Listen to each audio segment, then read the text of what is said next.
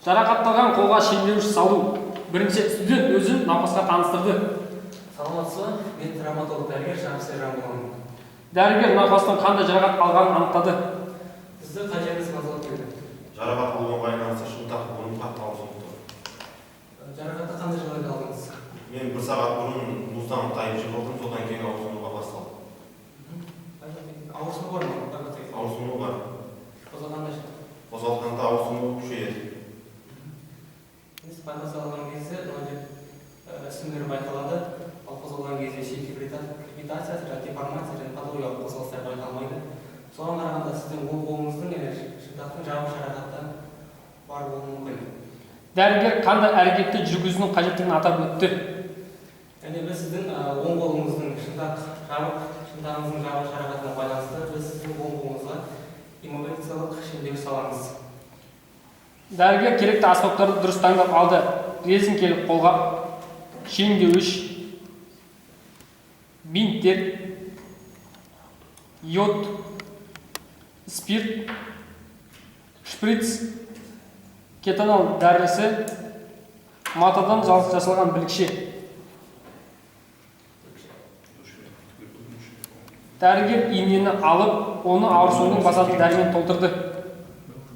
Яғни кетанолмен. Келесі бөкседегі бұлшық етке салатын айналасын 96% спирт ерітіндісімен өңдеді. Бұлшық етке ауырсынуды басатын дәріні салды. Орынды спиртпен алынған мақтамен сүртті. Сатылы крамер шеңдеуішін таңдады. Ұзындығы 90 см, ені 11 см. Шеңдеуішті сау қолға салып, саусақтан шынтақ буынға дейін өлшеп көрді. Шеңдеуішті қайтадан алып, шынтақ буыннан шамалаған жерінен 90 градусқа бұрышқа дейін майыстырды. Шеңдеуішті сау қолға қайтадан салып, шынтақ буыннан иық буынға дейін өлшеп көрді. Шеңдеуішті сау қолға салып көрді. Қол, білек, иық жартылай шеңдеуішпен тұтас жабылуы тиіс. Шеңдеуіштің соңы иықтың жоғары бөлігіне дейін жетуі тиіс. Шеңдеуішті дұрыс тұрғанын тексеру.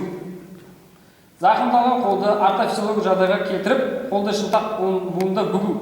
Қол ұшында пронация және супинация қалпында шеңдеуішті жатқызды.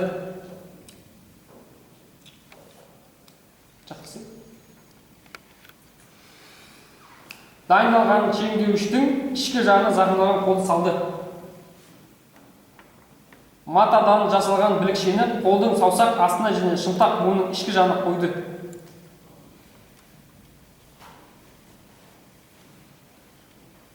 Келесі, шеңдеуіштің сыртынан зақымдалған қолмен бірге бинтпен спираль тәрізді орады.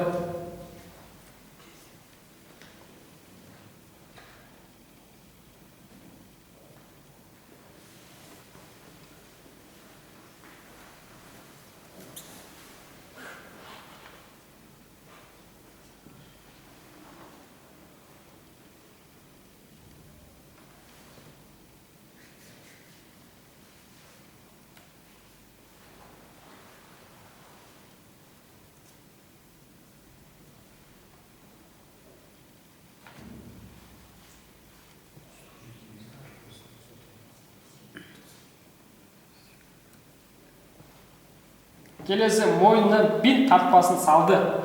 Соған зақымдалған шеңдеуішпен фиксацияланған қолды салды.